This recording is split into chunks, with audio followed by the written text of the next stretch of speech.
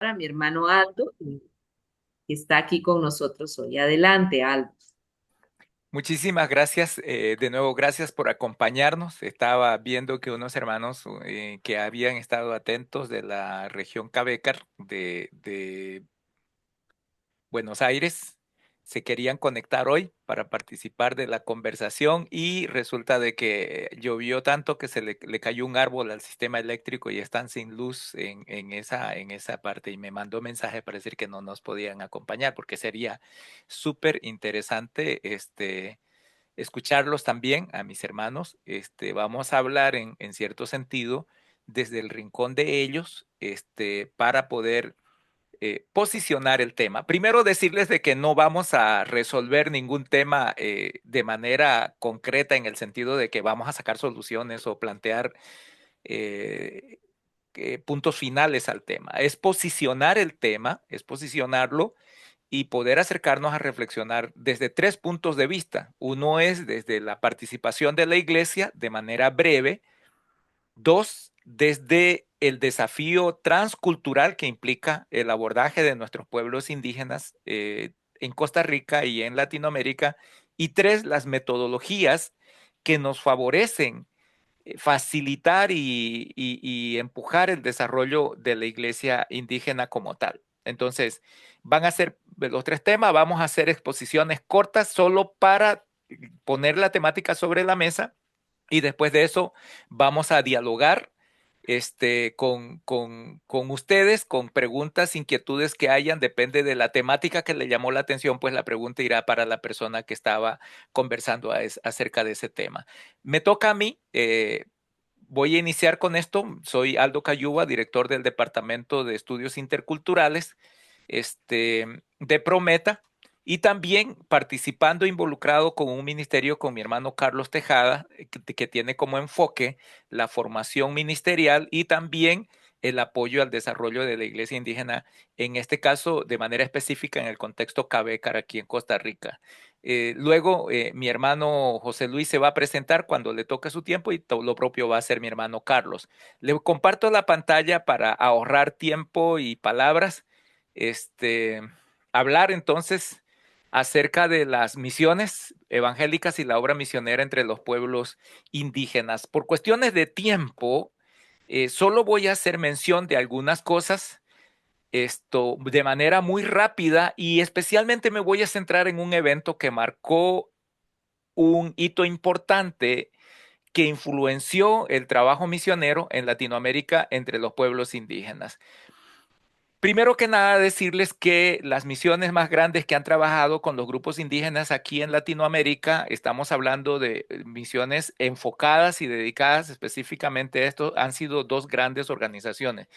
La primera fue la misión Nuevas Tribus, fundada el año 1942. No la primera, perdón, la segunda, en 1942, y que su enfoque principal era alcanzar a los pueblos indígenas de nuestra América Latina y globalmente también. No solo están en América Latina, sino están en otros países alrededor del mundo, pero se fundó el año 42. También está SIL, nosotros lo conocemos como el ILB en Latinoamérica, que tiene como brazo movilizador a Wycliffe, que se fundó en la década de los 30, ¿verdad? Don Cameron Townsend, que se enfocaba en el desarrollo de alfabetos para las lenguas indígenas, el trabajo de alfabetización y escritura de los idiomas originarios y producción literaria a partir de las escrituras. Muchos veían la participación de Wycliffe, por así decirlo, o del SIL, perdón, del SIL, del Instituto Lingüístico de Verano, más como una ONG enfocada en la alfabetización que en una misión dedicada a la transformación o la evangelización. Este, Después puedo contarle algo más al respecto, pero fue la otra misión, el SIL, al igual que la misión Nuevas Tribus, pudieron desarrollar convenios con los gobiernos para trabajar con los pueblos indígenas y especialmente el SIL hizo convenios con gobiernos de toda nuestra Latinoamérica, donde ellos encontraron que habían grupos étnicos muy grandes se firmaban con el Ministerio de Educación porque se trabajaba en alfabetización, desarrollo de alfabetos de idiomas no escritos y de la producción literaria. Entonces, esas son las dos misiones más grandes enfocadas. Luego está parte de la SAM, de la South American Mission, de la CAM, Central American Mission, la Gospel Missionary Union y la South American Mission Society, que tenían algunos segmentos y en algunos casos también por el permiso de los gobiernos al principio, comenzaron a trabajar en zonas rurales e indígenas. En parte por el dominio de la Iglesia Católica todavía en el aspecto del poder político y también con ciertas restricciones, ¿verdad?, para el desarrollo de la obra evangélica. La participación de estas misiones dejaron importantes bases para el desarrollo de la iglesia indígena como tal. Sembraron buena semilla en ese sentido y dejaron una base que podría ser aprovechada muy bien por la iglesia latina para seguir edificando la iglesia indígena y llevarla ayudarle a llegar a un estado de madurez y a un ejercicio misional también de su llamamiento. Cuando digo misional, es una iglesia indígena involucrada en temas de evangelización y de misiones, ¿verdad? Eh, el año 1971 se realizó un evento que se repitió el año 77, que se conoce como las reuniones de Barbados, y se conoce como Barbados 71 y Barbados 77. Para el año 71 se convocó a un simposio en el que principalmente habían antropólogos occidentales participando de este evento organizado por antropólogos y movimientos y ONGs que estaban promoviendo la visualización y la consideración del trabajo no solo de las misiones, pero también la participación del Estado en los pueblos indígenas. Este primer simposio se llamó Fricción interétnica en América del Sur no andina. Inicialmente ese fue el enfoque, y se analizó la situación de los pueblos indígenas, se criticó fuertemente al colonialismo y lo que llaman la integración forzada de los pueblos indígenas, y se denunció el papel del Estado y de algunas misiones religiosas que trabajaban entre los pueblos indígenas. ¿Cuáles fueron las críticas a las misiones y a los gobiernos? Especialmente a las misiones se le atribuyó la destrucción de la cultura y en el caso de los gobiernos el colonialismo y la integración forzada a la sociedad citadina de estos pueblos originarios y también de ambos, tanto del gobierno y del Estado, los estados, digamos, latinoamericanos, así como las misiones, se le atribuyó también culpa por el tema del paternalismo. ¿Qué cosas positivas hubieron de esta reunión? Bueno, primero que se impulsó el desarrollo de una antropología crítica latinoamericana. Es decir, empujó a escudriñar más detenidamente, de una manera más consciente, la realidad de los pueblos originarios latinoamericanos. También fortaleció a los movimientos indígenas. Al tener como centro la temática de los pueblos indígenas, fortaleció las manifestaciones originarias que estaban pidiendo espacios de tipo social y político en las diferentes naciones. Y el tercer elemento es que influyó en la política sobre derechos indígenas y autonomía indígena. Autonomía indígena. Entonces fueron los tres grandes aportes de este evento de Barbados, y se mencionó repetidamente la participación principalmente de Nuevas Tribus y de Wycliffe, o del SIL, perdón, dentro del trabajo criticado que estos antropólogos y organizaciones no gubernamentales estaban desarrollando en medio de los pueblos indígenas. El segundo evento se desarrolló el año 1977, también en Barbados. Y este segundo tema sí ya fue más frontalmente direccionado a la reacción y a la crítica más profunda al trabajo misionero como tal. El tema de esa segunda reunión fue la liberación del indígena en América Latina. Ahora, una de las cosas importantes de mencionar es que en la primera reunión que se hizo en Barbados, el Consejo Mundial de Iglesias estuvo patrocinando y fue uno de los patrocinadores de este evento. Y en este segundo evento estuvo más involucrado todavía. Y también hubo mucha influencia del ala de la teología de la liberación protestante y de la teología de la liberación católica involucrados en este evento y promoviéndolo y fortaleciéndolo. Bueno, voy rápido. ¿Cuáles fueron los hechos sobresalientes de este evento? Que hubo una mayor participación directa de las organizaciones indígenas. Es decir, hubieron ya organizaciones indígenas que se habían desarrollado tal vez un poco más antes del 71, pero que a raíz del evento del 71 se promovió el desarrollo de estas organizaciones y ya vinieron a participar de este evento. Y algo importante, si en el primer evento hablaron solo los antropólogos desde su perspectiva, ¿verdad? Académica y de ciencia, esta vez fueron los mismos pueblos indígenas los que fueron portavoces de sí mismos. Es decir, ellos estuvieron presentes y hablaron por sí mismos. Y se enfatizó mucho en la autodeterminación y sobre todo el control territorial como un elemento importante de supervivencia y de existencia de los pueblos originarios. ¿Cuáles fueron temas importantes de este evento? Derechos territoriales, educación intercultural, autonomía política y cultural, y se criticó una vez más al colonialismo interno, es decir, el de cada país, el colonialismo que cada país seguía aplicando a sus propias etnias originarias en sus propios países. ¿Cuáles fueron los buenos resultados de esto? Bueno, eso forzó al, a un cambio dentro de la labor misionera evangélica en Latinoamérica, porque el 77 comenzaron a agudizarse algunas relaciones, o sea, convertirse en algo problemática algunas relaciones de misiones con los estados latinoamericanos.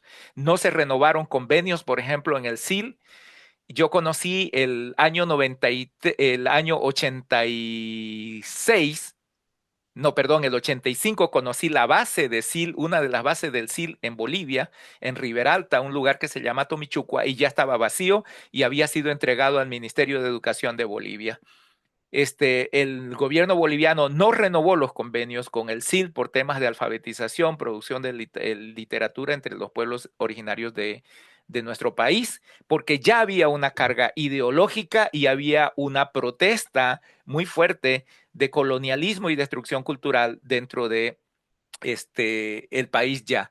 Ahora, entonces, eso obligó ya el 77 con todavía más fuerza, obligó a hacer un cambio, a comenzar a pensar en un cambio dentro de las organizaciones misioneras protestantes. Hubo mayor liderazgo indígena después de esto, una participación, visualización, pero también una apertura mayor al desarrollo del liderazgo indígena y también se promovió a partir de esto mucho el nacimiento de movimientos indígenas del continente, ¿verdad? Pero cuando dicen modernos, estamos hablando de organizaciones que responden ya a estructuras de Estado y estructuras sociales de Estado importante y no tanto a estructuras ancestrales de organización. Por ejemplo, aquí en Costa Rica hay asociaciones indígenas de desarrollo, las ADIS, que nada tienen que ver con el uso y costumbre de las culturas originarias de aquí de Costa Rica. Son organizaciones de tipo social y legal establecidas bajo normativas legales del Estado costarricense, pero no necesariamente reflejan políticas ancestrales. Y también se influenció mucho en los derechos humanos y las políticas internacionales para la defensa de los pueblos originarios en Latinoamérica. Como la presión fue creciendo, más o menos a partir del año 2000, con la no renovación de muchos convenios con las organizaciones misioneras, entonces se comenzó a presionar la presencia de estas misiones en estos territorios antes del año 2000, pero para el año 2000 hacia arriba hubieron cambios ya más radicales, expulsión de misiones, cargas ideológicas y políticas sobre esa perspectiva de relacionamiento con las organizaciones misioneras y tuvieron que salir de esos lugares la gran mayoría de estas dos grandes misiones que tuvieron que transformarse en el caso de la misión Nuevas Tribus y en el caso de otras misiones como CAMSAM y GMU, tuvieron que retirarse de esos lugares y dejar ese campo muchas veces vacío. Y ahí entramos nosotros como iglesia latina, como iglesia citadina, y nos dimos cuenta de que no estábamos preparados ni capacitados para el trabajo con los pueblos indígenas. No teníamos experiencia porque no habíamos participado de esa labor misionera, porque eso correspondía principalmente a estas misiones internacionales.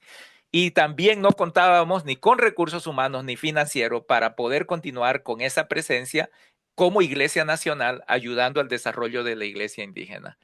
Los resultados de esa participación y de la situación que quedó sigue siendo un poquito incierta aún el día de hoy.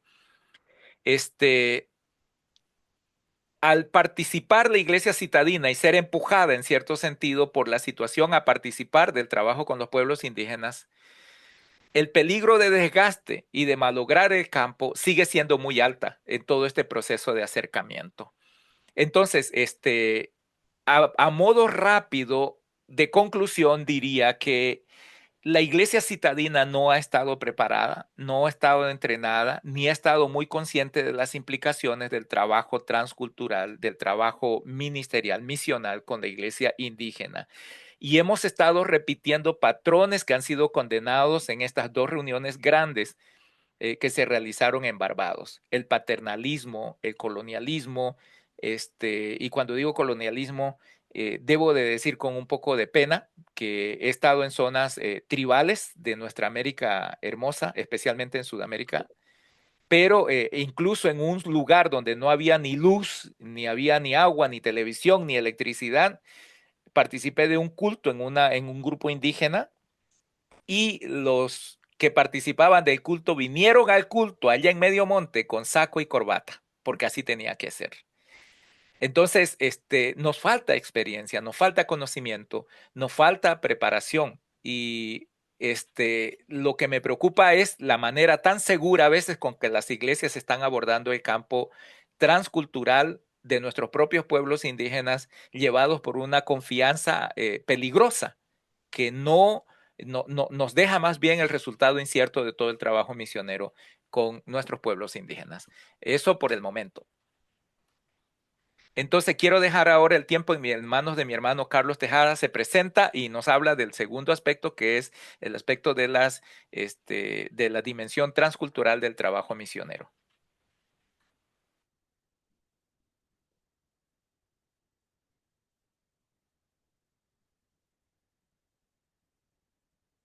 Estás Carlos, no te muteado, escuchas. estás muteado, Carlos, no te Carlos. escuchas. Bueno, mi nombre es Carlos Tejada, soy misionero con Reach Global. Quiero ver, Aldo, si tengo el permiso de compartir la pantalla.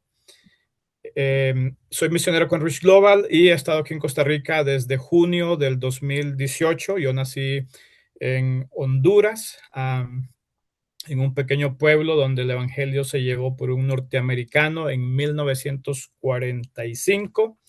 Nací en una familia cristiana, me fui para los Estados Unidos ya casado con una misionera el 2005 para Chicago. Llegué en el verano, pensé que el clima era genial. Al llegar octubre, noviembre, dije yo, aquí la cosa está difícil. Al llegar enero, febrero, dije, ¿cómo pueden vivir aquí los humanos? Entonces oré a Dios y Dios nos trajo aquí para vivir y hacer ministerio en Costa Rica con los Cabecares.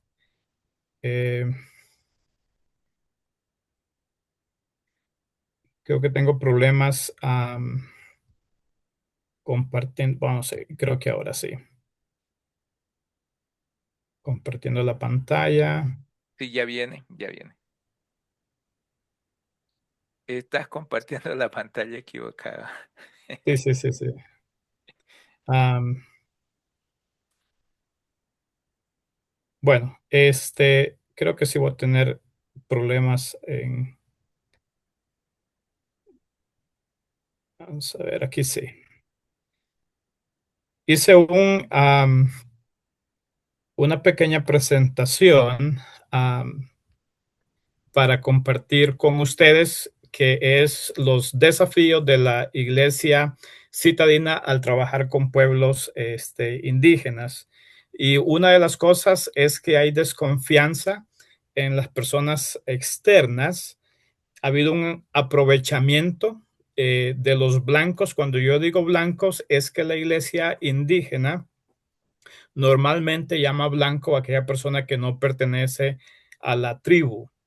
Um, Hay casos concretos que yo voy a decir porque me ha tocado verlos y estar con las personas que les ha pasado eso. Por ejemplo, em, aquí en Costa Rica, en un lugar que se llama Alto Chirripó, unos misioneros de Estados Unidos llegaron y repartieron en diferentes iglesias parlantes, micrófonos y otros regalos que trajeron para iglesias.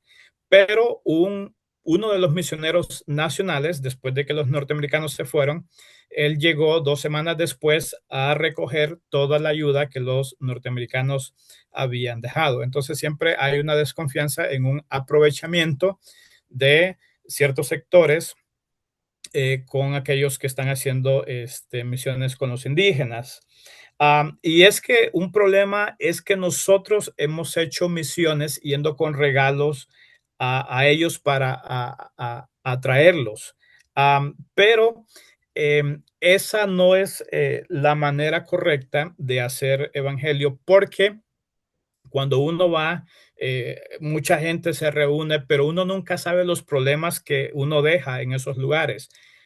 Un pastor con muy buena intención llevó una motosierra para regalar en una aldea indígena. Cuando una familia la necesitaba, pues podía pedirla a la familia que la tenía y así. Resulta que una familia quería tener la motosierra y el día que iba a llegar el misionero, cortaron varios árboles, cayeron sobre la calle, el misionero no pudo llegar, esa familia se quería quedar con la motosierra, ahora el misionero, por esa buena intención que tuvo, no podía entrar a la población y familias habían quedado con conflictos. Entonces, como podemos ver, son como las formas erradas, erróneas de entrar en esas zonas. Ahora, hemos ido también a desarrollar programas sin conocer la cosmovisión de estos pueblos. Hemos corrido a ayudarles sin saber que en su cosmovisión nuestra ayuda nos sirve. Por ejemplo, eh, yo pongo esto como ejemplo. Vamos a un lugar, miramos que mujeres van largo para traer agua en la cabeza, en tinajas, y uno dice, aquí la solución es hacerles un pozo de agua en medio del pueblo.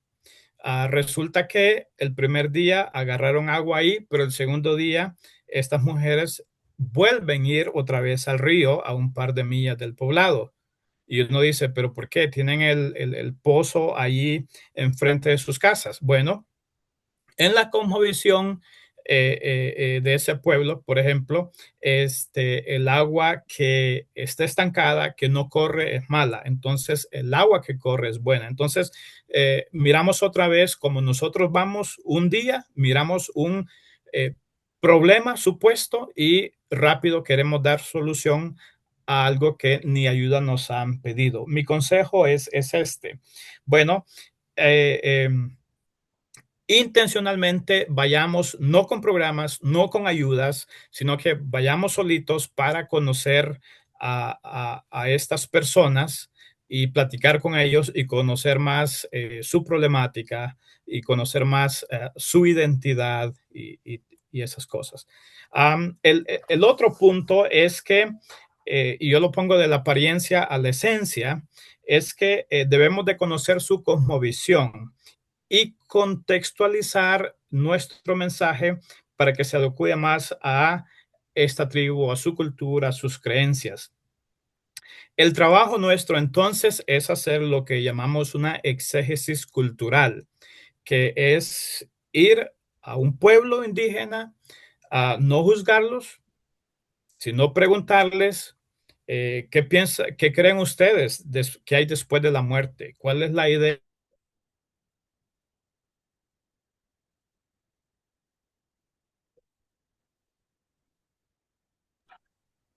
Se congeló. Sí, congeló, Carlos. Ujú. Veremos Está un congelado. toquecito, a ver. Ujú. ¿Me escuchas? Ahora sí, Sí, ahora sí. ahora sí. Bueno, es que ha estado lloviendo bastante aquí en esta zona. Debemos de hacer una exégesis cultural para conocer a la cultura y saber cómo contextualizar el mensaje mejor hacia ellos. El problema que a veces lo que hemos hecho es una baja contextualización, que es que no reconocemos sus creencias, sus costumbres y llevamos el evangelio y queremos que la iglesia uno que vestir al pastor igual que el pastor de la iglesia de la ciudad. Queremos que la iglesia indígena actúe y sea igual a la iglesia del misionero. Y eso no debe ser así. Eso lleva a un tipo de sincretismo. Eh, el otro punto que se da, que es el otro extremo, que es la sobrecontextualización, que es que sí, vamos con la Biblia, pero exaltamos tanto a la cultura que la ponemos por sobre las escrituras. Eso también trae este sincretismo. Yo llevé a un pastor a una zona indígena y estaban cayendo mucha lluvia, muchos rayos, y una señora indígena quemó un trapo negro en el fogón allí. Eventualmente los rayos dejaron de caer. Entonces este pastor de la ciudad me dice, y fíjate que funciona, me dice, cuando hace eso. Entonces, ese es el problema, de que muchas veces hacemos una sobrecontextualización que también lleva al sincretismo. Um, Debemos ir entonces con una actitud de humildad y verlos con dignidad a estas personas de estos pueblos, porque así son diferentes a nosotros. Y lo último es que nuestra imposición es equivalente a nuestra capacidad de neutralizarlos. Como nosotros llevamos los recursos, eh, pretendemos que nosotros podemos, pretendemos que nosotros sabemos y tendemos a controlar los programas, el culto, y eso se ve muy a menudo cuando va a una iglesia de la ciudad a hacer evangelismo, a hacer misiones allá, donde sientan al pastor y el programa se hace en la ciudad y allá se va a desarrollar. Pero yo pregunto, ¿y qué si las misiones se hicieran al revés?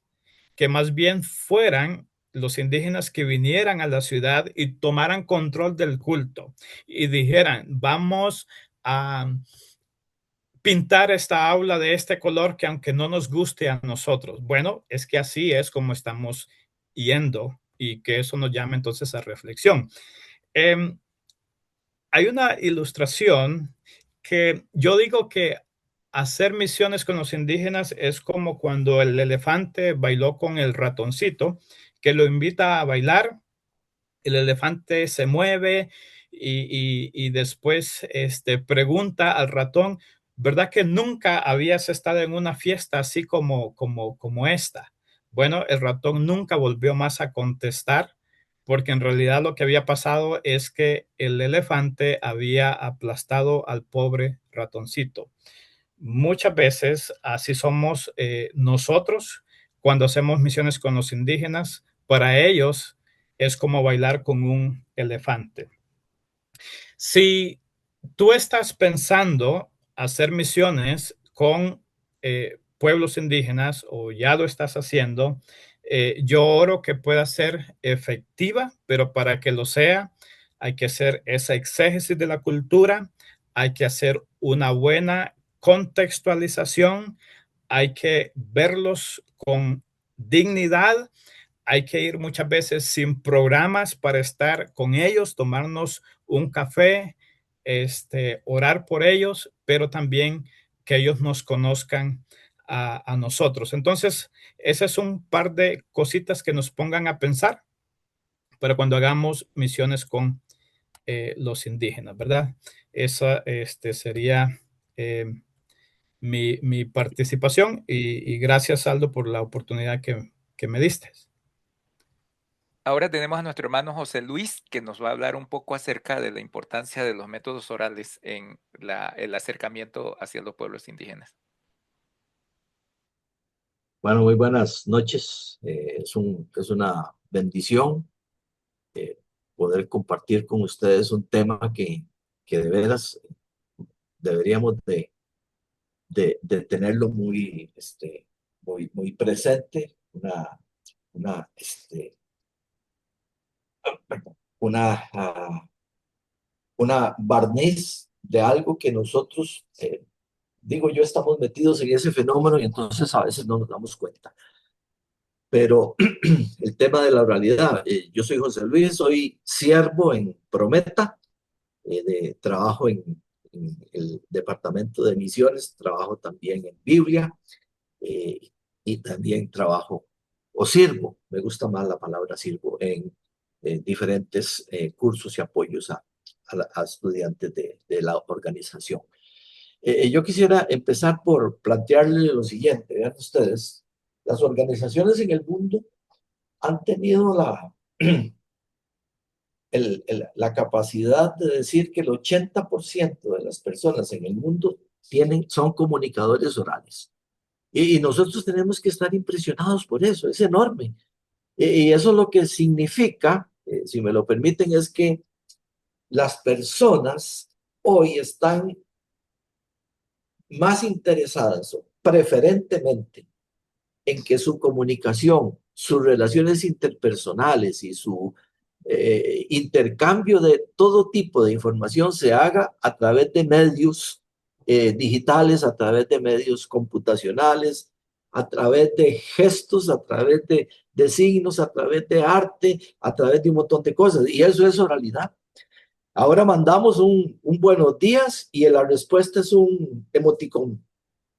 Y en esa respuesta, en ese emoticón, nosotros estamos interpretando un mensaje de cómo están los sentimientos, las emociones, las ideas, etcétera, etcétera, de las personas con quienes estamos tratando. Y es un elemento muy importante que nosotros tenemos que considerar porque las culturas indígenas, si se vale el término, son culturas absolutamente orales. No vemos bibliotecas ni libros que ellos desarrollen, es todo oral, a través de la danza, a través de las artes, a través de una serie de actividades que ellos ejecutan. Y yo creo que el mejor ejemplo es Jesús, que fue un comunicador oral y que así atendió a las comunidades que él veía. Algunos elementos característicos de las culturas orales es su lengua y su lenguaje. Sí, nosotros tenemos que entender, y gracias a lo que mencionó Carlos antes, nosotros tenemos que entender que las palabras para ellos no significan lo mismo que para nosotros, aunque sea, digamos, básicamente la misma palabra. Por ejemplo, uno dice, si estuviéramos aquí en Costa Rica, que es donde me encuentro, si uno dijera, me comí un taco de 3 horas en Chile, ¿verdad? Aquí en Costa Rica no entenderían lo que yo estoy diciendo, porque ¿cómo me va a comer yo un taco de 3 horas? Pero resulta ser que en Chile, taco es un atascamiento vehicular y en Costa Rica se llama presa y el taco es algo de comer. Entonces, imagínense ustedes en lengua y lenguaje, cuando estamos hablando, estaremos entendiéndonos o haciéndonos entender nosotros para ello.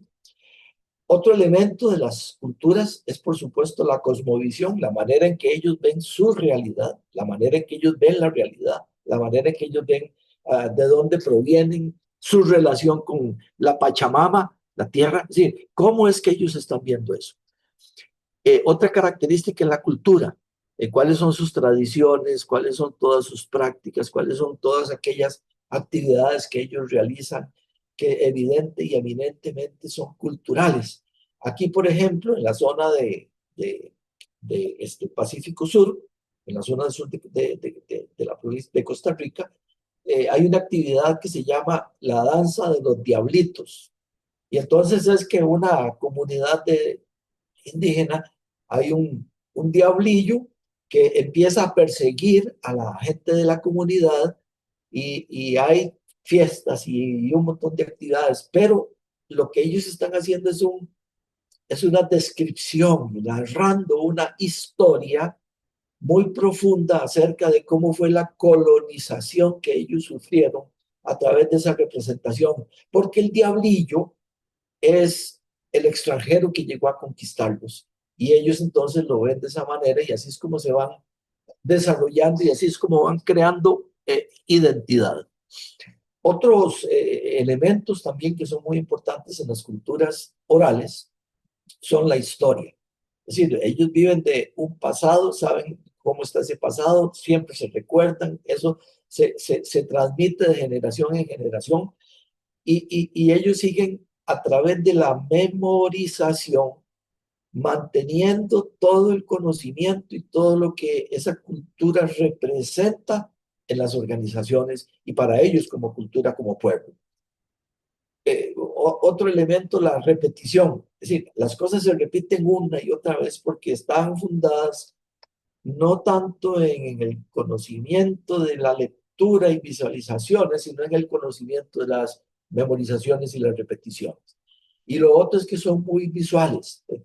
Tenemos que tener claro que es muy difícil para nosotros, si ellos no saben leer, que pongamos nosotros en un cartel que tenga palabras. La extracción de conceptos y cosas de esas son muy difíciles y otros elementos más que son característicos de las poblaciones indígenas orales. Un elemento importantísimo, solo en América Latina dice las estadísticas que hay 32 millones de personas que no saben leer y escribir.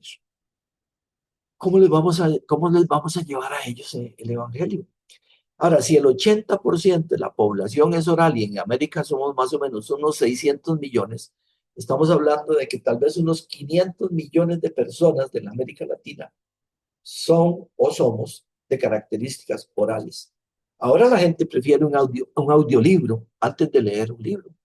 Las cosas se van, digamos, haciendo más light, más sencillas a través de cosas como estas. Algunos impactos que hay en el tema de la predicación, en el tema de la enseñanza, en el tema de compartir el evangelio en algunas en culturas indígenas, especialmente, es de acuerdo con un autor, dice: la comunicación necesita de unas habilidades que son básicas y muy importantes para el desarrollo de los conocimientos y para el desarrollo y la capacitación de nosotros como seres humanos. Y el primero de ellos se llama la comprensión oral o escucha. Muy pocas veces hemos hablado de algo que se llame comprensión oral.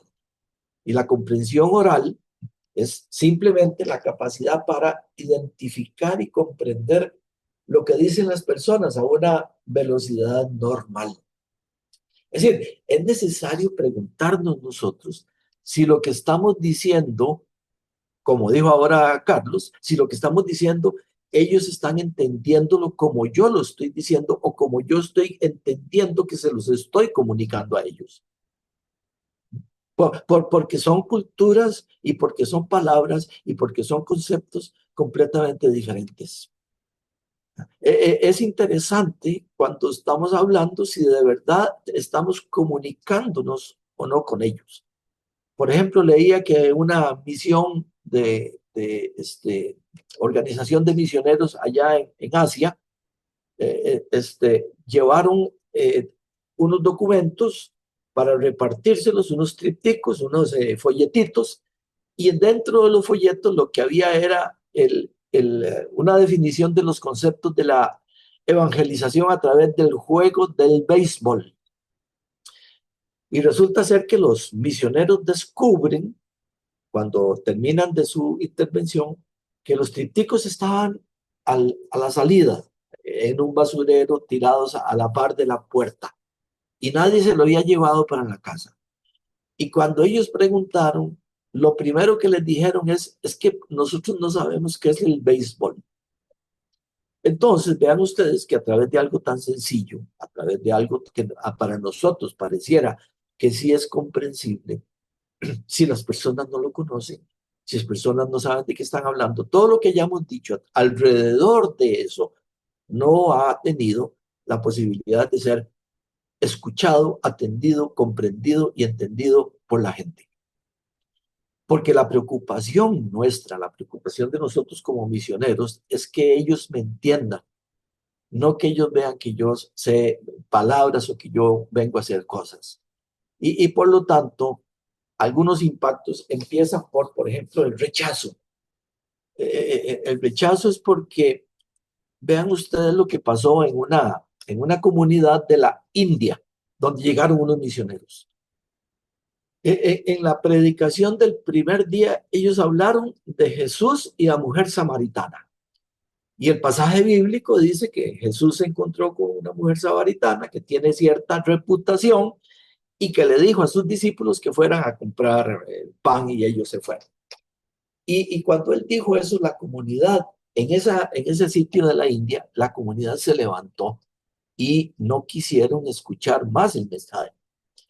Cuando él preguntó que qué era lo que había pasado, lo que le dijeron fue, es que usted está diciendo que, y presentándonos a nosotros, que un hombre santo se quedó con una mujer solo con esa reputación. Entonces, para ellos, en su cosmovisión, en su realidad, no había una relación acorde, de acuerdo con su visión, no había una coherencia entre la presentación de quién era Jesús y lo que él estaba haciendo a través de esas acciones de estar hablando con la mujer samaritana. Imagínense ustedes. Entonces dice el misionero que lo que hizo fue que el día siguiente obvió, no mencionó que los apóstoles se habían ido. Y la gente da por entendido que los pastores, que los apóstoles estaban ahí con él. Entonces ahí sí escucharon con detenimiento lo que se les estaba diciendo. Vean ustedes el tema de la credibilidad del lenguaje, de la cultura, de la cosmovisión, en un ejemplo tan sencillo, pero tan profundo de un mensaje que se transmitió. El otro problema que nosotros tenemos y que no nos hemos dado cuenta es que cuando nosotros hablamos en nuestras comunidades, el texto que estamos diciendo se dice solo en ese momento, en esa vez, y ya no se repite de nuevo. Piensen ustedes, damos un mensaje, y la gente se va a su casa con lo que oyó y con lo que entendió. Y no hay vuelta de hoja, porque ocurre en el tiempo. No tenemos la posibilidad de un libro de releer el texto. Lo que usted dice, lo que decimos nosotros como misioneros cuando vamos a una evangelización en culturas indígenas que son orales. Lo que decimos, eso quedó, eso fue lo que dijimos. Y otros misioneros en otro lugar hicieron énfasis en esto, en los problemas que ellos habían enfrentado porque se les olvidó esto. Y lo otro es que, vean qué interesante, dicen ellos que ellos no se preocuparon por ver qué era lo que la comunidad los indios, las personas de esa comunidad indígena habían entendido. Ellos no se preocuparon por preguntarles para ver qué era lo que ellos habían entendido de lo que ellos habían dicho, sino que lo que ellos entendieron fue con lo que se quedaron. Lo otro importante es que cuando nosotros hablamos, creo que es necesario que las personas que entendamos, y por eso me parece muy atinado lo que dijo Carlos, en el sentido de que nosotros tenemos que entender cómo es su cultura.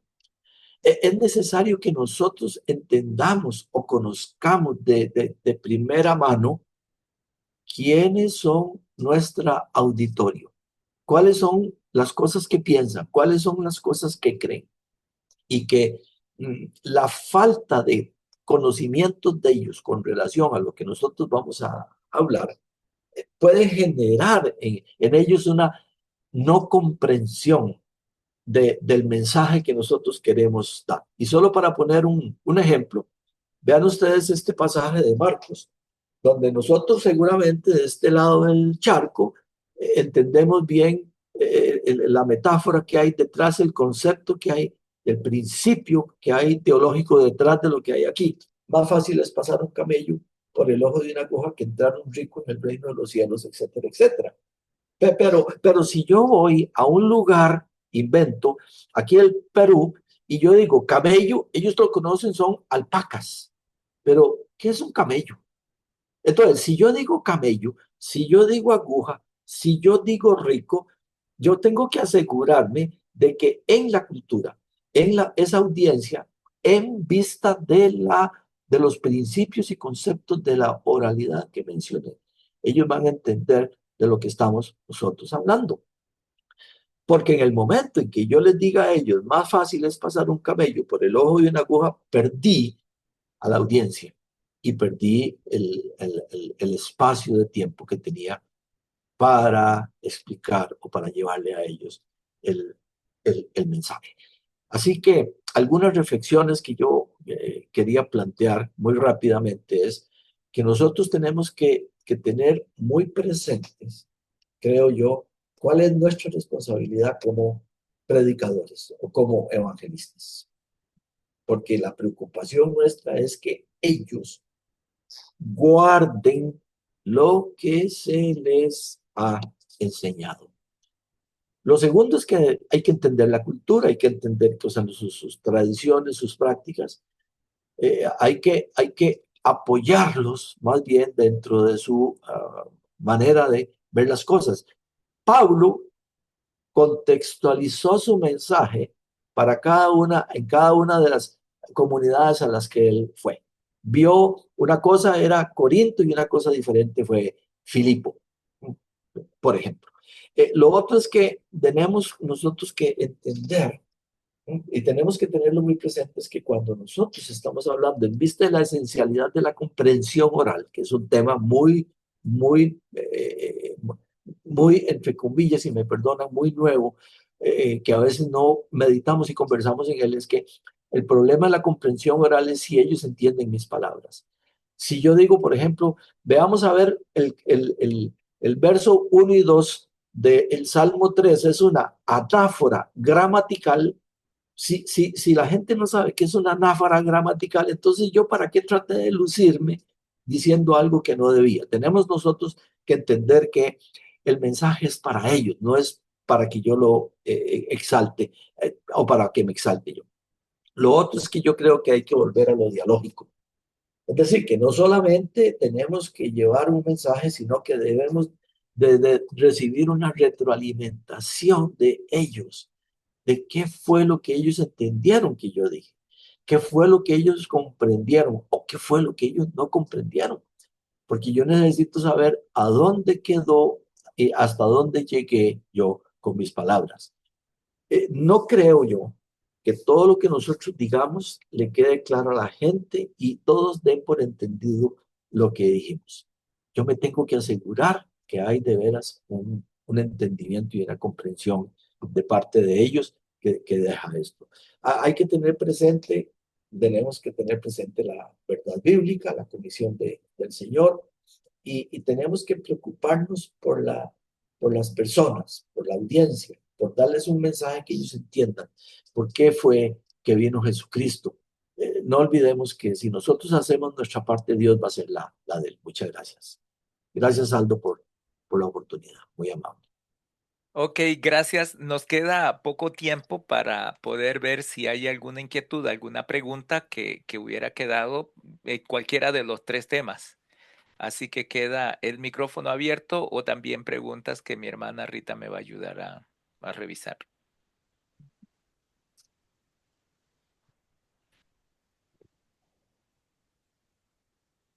Estamos ahí atentos. Si alguien tiene alguna pregunta o desea escribirlo, y si alguien tiene una pregunta, cerciórese nada más que el micrófono esté abierto. O lo pueden anotar ahí en el chat y estamos atentos a lo que ustedes desean o comentarios también.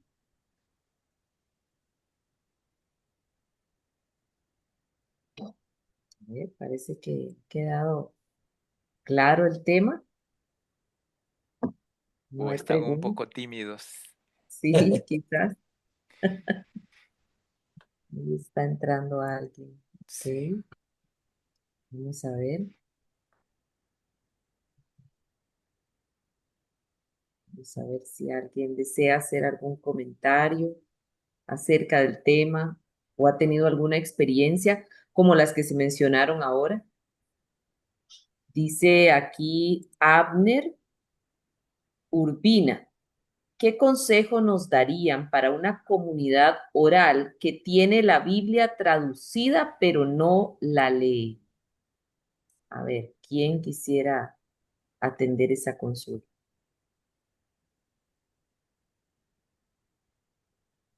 Tal Vamos a vez, ver. bueno, una de las cosas que puedo decir es que por lo general los proyectos de traducción bíblica se inician después de algo que se llama investigación sociolingüística. La investigación sociolingüística mide la fortaleza de la lengua para ver si un proyecto de traducción es viable y va a ser útil. Cuando hablamos de un proyecto viable en una lengua, se proyecta que la lengua se vaya a hablar por lo menos entre 20 y 30 años más. Esa es la idea, que no se vaya a perder.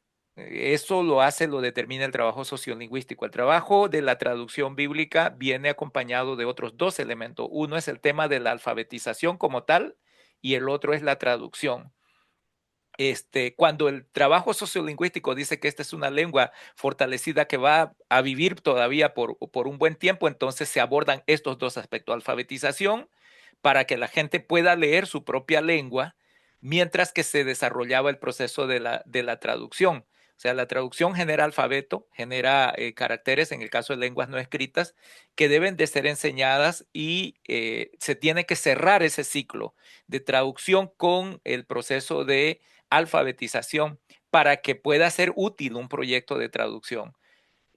Muchos de estos proyectos quedaron quebrados por causa de la gestión política que retiró a muchos de estos esfuerzos de traducción bíblica y el Estado no hizo presencia para completar el trabajo de alfabetización y de uso de estos materiales, porque no era solo la Biblia, sino también historias, cultura y otros elementos de las lenguas expresadas a través de la escritura. Entonces, hay un proceso trunco allí.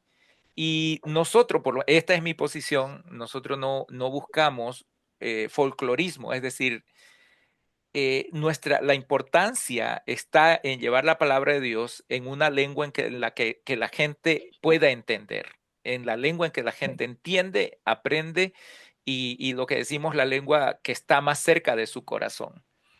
En Costa Rica hay varias lenguas muertas, ya no se hablan. Hablamos, por ejemplo, de los chorotegas, hablamos de los broranes, ¿verdad? Que están en proceso de recuperar más bien eso. Hay algunas lenguas, creo que la zapatón más, no me acuerdo qué otra lengua está totalmente extinta, aunque hay todavía elementos de cultura. Entonces, pensar en revivir la lengua para traducir la Biblia o para hacer que la lean no tiene sentido. Lo que debemos de hacer es buscar comunicar, en este caso, el mensaje redentor a través de la lengua que ellos puedan entender. La pregunta es, tienen la Biblia pero no saben leer. Puede ser que ya la lengua esté agotándose, la lengua originaria, tristemente, y que la gente prefiera utilizar una lengua diferente. Habría que estudiar bien qué es lo que está pasando para ver si vale la pena fortalecer el uso escrito del idioma o ya es un idioma que está en el ocaso, en el ocaso. Como digo, no es folclorismo, es dignificación de la persona, es su integración de la manera más adecuada al contexto global, respetando la identidad cultural y el momento cultural que vive ese grupo. Aldo, Sí, eh, para que sepan, yo trabajo con los cabécares. Se piensa que el idioma cabécar va a dejar de existir el 2050. Posiblemente llegue más allá, ¿verdad? La Biblia, desde el 1950, cuando llegó hacia el John, se empezaron a hacer el trabajo de traducción. Él fue tirando libros por libros. El 72 creo que tiró el libro de Marcos. Después, 2016, ya todo el Nuevo Testamento. Pero hay un problema. Está el Cavécar norteño, el Cavécar sureño, el Cavécar de Chirripó. Entonces, se ha traducido al Cavécar más que todo de Alto Chirripó y eh, casi no lo entienden las otras regiones. Los Cavécar están divididos en 8 territorios. Entonces, eh, el problema es que se traduce, pero los que saben leer leen en español. Entonces tienes el Nuevo Testamento en Cavécar y pocos lo saben leer, lo entienden cuando lo escuchan. Entonces por eso una audiobiblia funciona mejor.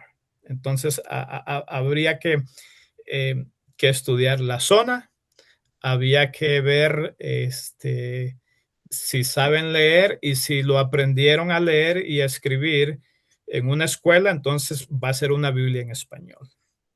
Pero muchas veces queremos eso de eh, sentimentalismo de que son cabécares, entonces tienen que leer en cabécares, pero pones a alguien más que todo del sur, de Ujarrás, ahí casi está muerto el cabécar.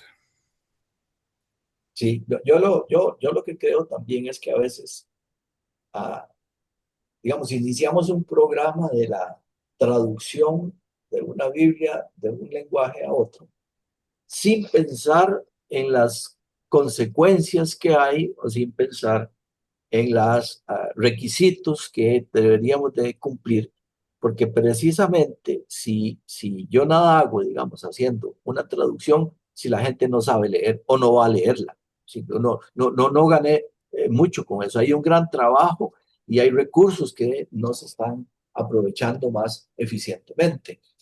Hay mucha gente, como dijo Carlos, que sabe leer el español, pero no sabe leer el lenguaje propio de ellos porque nunca han tenido las palabras de su lenguaje escritas. Y hay que empezar por el desarrollo de ese diccionario de palabras para que esto se desarrolle. Entonces, muchas veces esos esfuerzos que son loables y que son muy importantes, se pierden, digamos, porque nos centramos en la traducción, pero se nos olvida que alguien de la comunidad tiene que leerla. Este, me dijo una persona que en la Amazonía habían traducido la Biblia a el lenguaje de una tribu y ellos cuando escucharon la Biblia en su idioma, lo que ellos dijeron fue, yo no sabía que Dios hablaba el mismo idioma mío. No estaban preocupados por leer, saber leer, no leer. Era por escuchar, porque son culturas orales, evidentemente. Y nosotros deberíamos de ver que estas cosas, por eso me parece muy importante el que nos diga cuál es el consejo.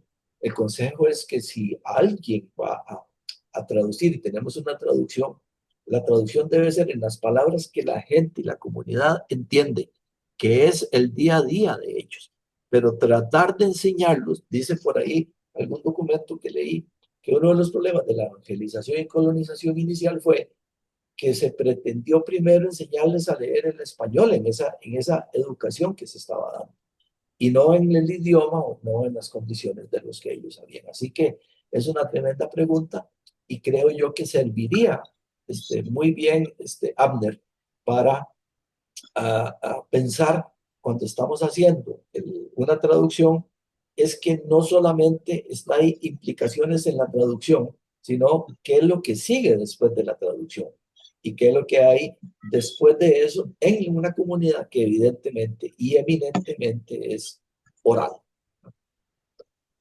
Excelente, muy bien, muchas gracias.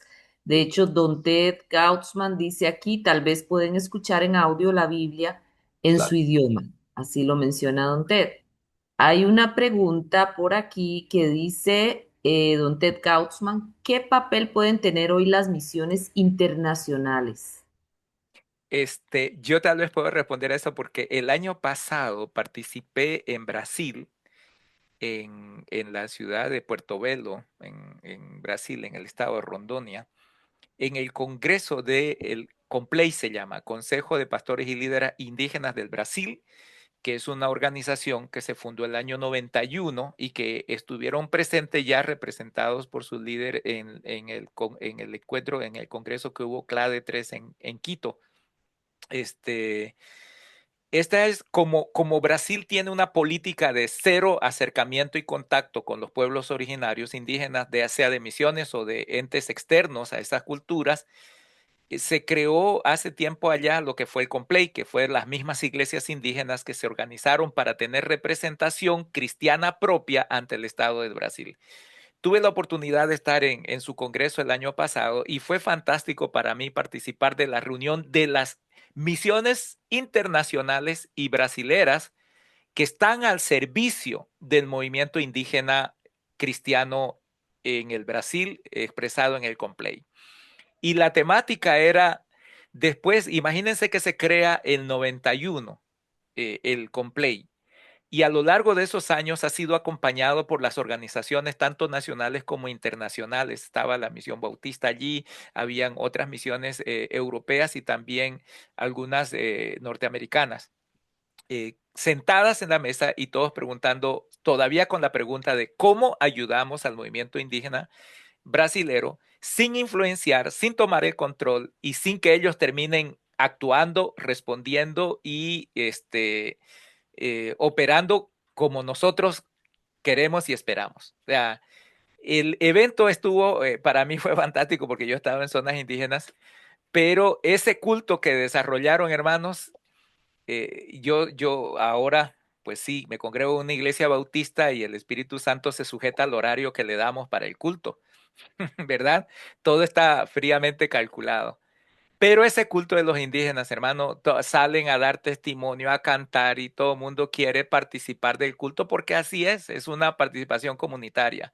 Entonces, Amén. para uno como misión internacional o iglesia externa, uno dice, ay, qué desorden, qué cosa, este está larguísimo. Pero para ellos es una expresión cultural. ¿Cómo podemos? Amén. Y la pregunta sigue siendo, aún después de tantos años, imagínense del COMPLEI, siendo apoyada y acompañada por misiones internacionales, las misiones internacionales diciendo cómo acompañamos al movimiento indígena sin que nosotros terminemos influyendo, determinando o imponiendo nuestro modelo. Mi hermano Ted, creo que lo mejor que puede referirse ahorita en cuanto al tipo de trabajo que se puede hacer desde afuera para con los pueblos originarios es acompañamiento. Y el acompañamiento brinda oportunidades porque el acompañamiento implica caminar al lado, no llegar y decir qué es lo que necesitan y cómo resolverlo, sino es caminar al lado, entender, comprender para participar de manera asertiva en eso. O sea, como iglesia estamos llamados a hacerlo, pero hacerlo con el cuidado. Imagínense, el Señor Jesucristo vino a este mundo, se encarnó, nació en medio de nosotros, caminó entre nosotros para un ministerio cortito de 3 años y medio. Eso debe de enseñarnos algo a nosotros sobre trabajar en una cultura diferente, sobre encarnar, comprender, entender para poder ser asertivos en la manera de servir. Entonces, creo que la mejor palabra que abriría una cantidad de posibilidades y que lo pude ver, palpar, en el caso de Brasil, que es un movimiento muy maduro ya, es la palabra acompañamiento. Y sí, me quedo ahí para no tomar mucho tiempo con esto, pero sí, mi hermano, acompañamiento. Excelente, gracias, Aldo. Dice Shelley Rice, Carlos, las diferentes regiones de Cabécares entienden una Biblia oral de otra región cabécar. El Audio, Carlos. micrófono, mi hermano, el micrófono está apagado. Sí, gracias.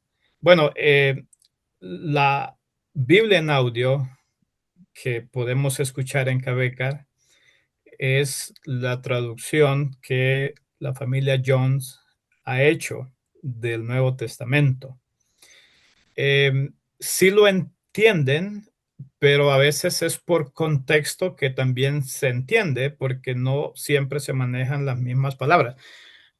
Y también hay algunas regiones que no están de acuerdo con otra región por el uso también de ciertas palabras.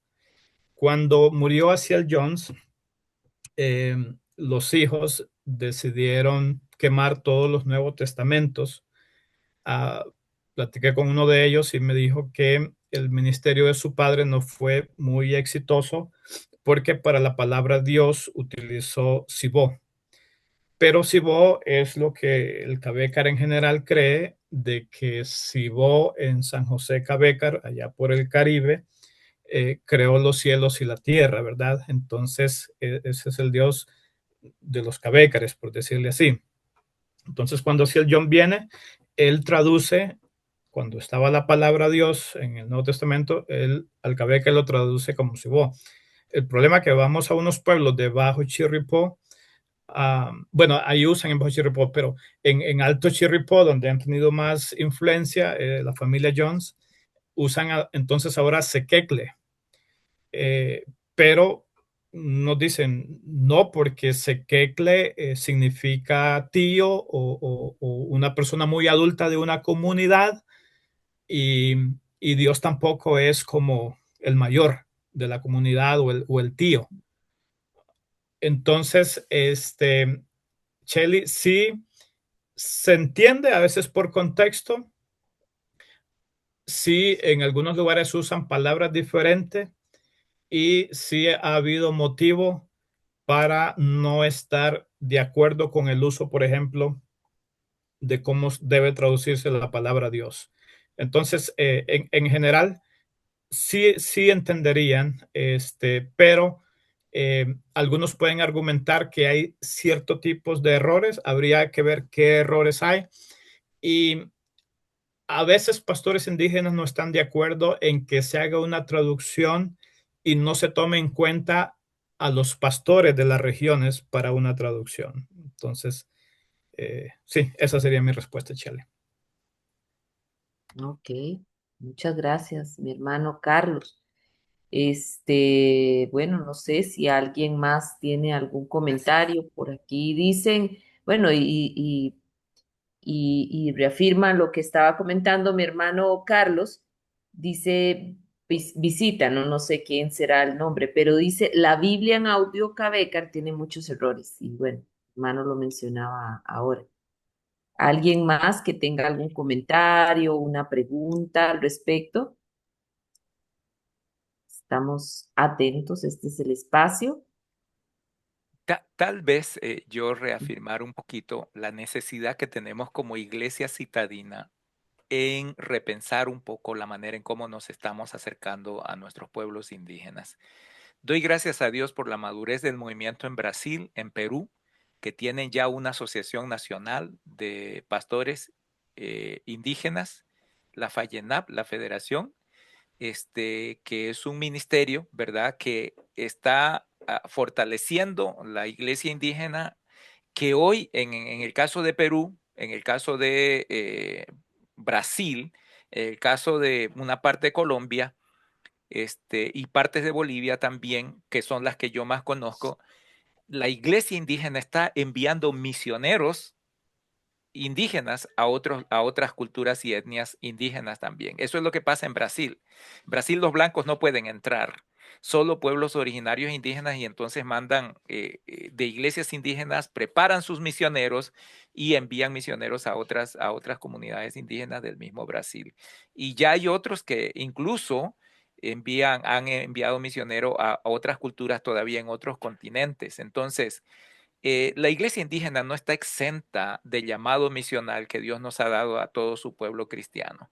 Y nuestra participación como iglesia citadina, criolla, debería ser fortalecer el desarrollo de esa iglesia y no tratarla como una iglesia menor de edad o verla siempre como una iglesia, me explico, tiene que haber un cambio de nuestro corazón, de la manera en cómo nosotros la vemos y la valoramos, para que nuestra manera de hacer misiones entre ellos y de apoyar el trabajo entre ellos cambie. Tenemos que cambiar nosotros para que pueda cambiar el resultado de nuestro trabajo en medio de las comunidades. Entonces quiero animar iglesias, líderes, personas interesadas en el campo misionero entre pueblos indígenas, en colaborar con las iglesias que están allá, para tener el cuidado, la humildad en el Señor de ir y hacerlo con la delicadeza y con la inteligencia espiritual fina, de modo que podamos tener el resultado apropiado en nuestros pueblos indígenas.